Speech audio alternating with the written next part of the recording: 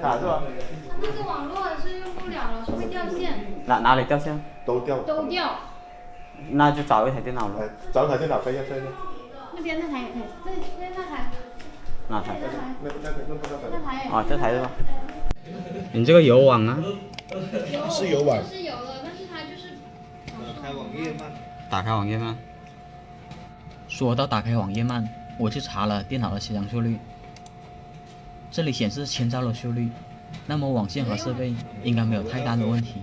我们接的具体客户描述具体的故障。然后有时候你登那个网站，它就进不去了，它一直在那里转。一直在转。对，一会儿它又提示，一会儿它又提示网页已丢失什么的，就是进不去。进不去，我打开个网页试一下。你现在打开它可以正常，比如说像我们平时开就用这个了，就用这个了。嗯。然后呢，你就进去了，是不是？然后我们就从这里进了，然后它一会儿呢，它就自己的话，它就。现在可以啊。现在是可以，因为我们现在比如说我们进入一个市场，我们随便进入这边一个啊，你点这里。随便点。别的。啊。它现在好快啊。对啊，现在很快。很快，你一会儿就慢了。你点这里，它现在账号没法通。啊。点登录就行。直接点登录。且后面整个打开过程都比较流畅，根本没有出现卡顿的情况。但小姐姐还是坚持说，这个网络确实存在问题。现在可以进，刚刚它是一直卡在那里，让你账号密码登录，账号密码登录，账号密码登录，一直进不去，会把你卡出去的。你点进入，立即进入，因为是我们网络的问题嘛。然后你进入开标会了，现在你可以很顺畅，是不是？对。然后呢，我们刚刚它是一直进不去的，我们是在人家开标截止的前10几分钟才能进得去的，然后一个小时解密嘛，我们一直都进不去。我感觉这可能是那个服务器问题。以前没有。以前没有吗？就是什么时候出现的？最近这2个就是台风过后吧。台风过后。但是运营商过来看不是他的问题啊。一般有些特殊网页会经常刷不进去的，这个不是网络问题，但他们说最近才出现这种情况，那么就排除了是对方服务器的问题。所以我就看一下他们这边的网络布局，看看能不能在布局中找出问题来。换过那个交换机的时候之后才出现还是怎么样？对。交换机在哪？我感觉不像是交换机。这里有个交换机换过了。那里。不知道是不是设备冲突啊什么的，电子器冲突还是什么东西？这个就是他们新换的交换机了，上面的网线打的也比较标准，用的还是屏蔽水晶头，那这边应该不会出现什么问题，所以我就让他们带我去路由器那边看看是什么情况。路由器在哪里啊？这里。每一楼层有了，但是这里是进来的地方。这个主路由。应该是吧？这个吧。喂，不是，你这个交换机科技的，这个也是交换机锐捷的，这也是锐捷的。那主路由不在这里。不在这里啊？对，在楼上。在楼那个房间里。我们去楼看看呢。是在这里吗？在这里。来到路由器这边，映入眼前的是一个 POA 交换机和一个普通交换机。这边的线路并不是很复杂，所以我一直怀疑他们网络卡顿到底存不存在。之前是确定没有问题啊？确定没有。这2个星期才转很慢。既然他们确定之前网络没有问题，索性我就进后台查看一下情况。但眼下麻烦的是，这路由器的管理员密码没有人知道，现在就被这密码拦着。这路由器没有坑设口，还真的没办法，除了蒙密码就是得还原出厂了。但还原出厂的话，很多信息就被清掉。我现在就是想要这路由器的运行日期。后面他们也提供了好几个密码，但是我尝试的时候都是不对的，所以我只能用一小节网线长按它的 reset 键，对路由器进行还原出厂设置。一般像这样长按到路由器灯灭，就算是恢复出厂成功了。这时候你再进入后台，它就不需要管理员密码了。当时这路由器还保留了之前配置，于是我就选择了恢复之前配置，这样路由器又能正常工作了。当时我打开网页试了下，网络也都恢复了，但是我还没看其他数据的时候，我就发现网页打开的有点不对劲了。确实和他们说的一样，有时候能打开，有时候打不开。现在才打开，但是没有完全展开，还是不行哦，又出现了。重新加载呢。确实还是有一定概率。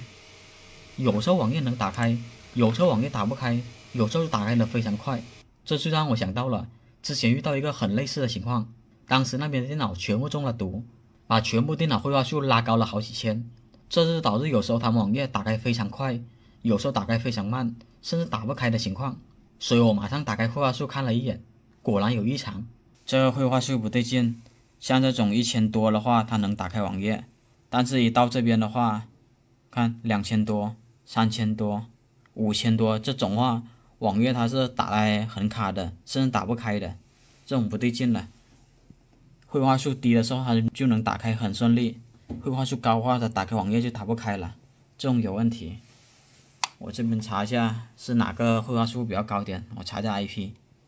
当时以为只要找到那个绘画数高的 IP， 并且处理到它，整个网络就能恢复正常。但是纳闷的是，我在后台里面查了所有的 IP 绘画数，并没有发现哪台设备绘画数高的离谱，都是比较正常的绘画数。现在遇到个问题，你看每隔10秒绘画数非常高，3000的也有5000的，每隔10秒。但是呢，这边查了用户的绘画数对不上，给你看，这是全部的了，它这绘画数很低，也就几十，多的话也就20，对不上。你看下面都是1或者0，这种情况小胡也没遇到，能查出整体绘画数很高，但查单台设备的时候，它整个绘画数又都是正常的，所以小胡就去他们电脑面前，通过 NASDAQ Alt 命令去查他每一条电脑的连接数，看看是哪台出了问题。正常，可以关掉了。我查一下这台电脑啊，还是正常，不好找哦。一般这些界面属于网工范畴了，相信大多数人都是看不懂的，所以大伙遇到这种情况也可以用杀毒软件试试。我上次通过杀毒软件把问题给解决的，所以这次也没有例外。最终在一轮查杀后，在不少的电脑里面果然发现了一些隐藏的病毒，后面把这些病毒都处理完后，他们网络就都恢复了正常。好了，本期到这里就结束了。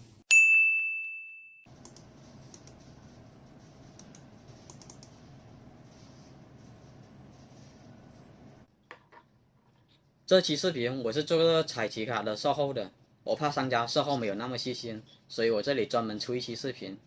在这里我感谢大伙一路支持小胡。大概是6月6号的时候，商家就找到了我。6月8号这个设备又到了我手里，偏偏那时候我爸住院了，于是6月10号我就发了这个消息给他，意思也有点明确，我要照顾我爸，你这边要是等不了我的话，我这边也不退给他了，我直接购买，就算是给他增加业绩了。但是他说不急，您留着就行了。看得出来他当时的意思是已经打算无条件的送给我了。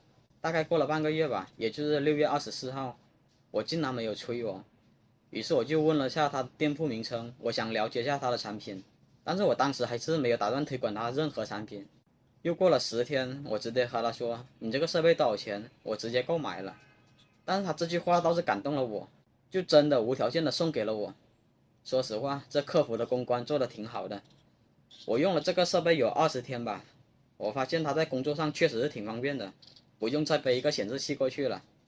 说实话，网红这个名称放到现在大多数都是贬义词，经常有很多网红把粉丝当成冤大头，所以我一直都没有选择带什么货，但是一路坚持到现在没有任何变现，也不是长久之计。小胡我也有家庭，也有房贷，小胡我做抖音的目的其实也很简单，多赚点钱嘛，长期这样坚持下去也不是办法。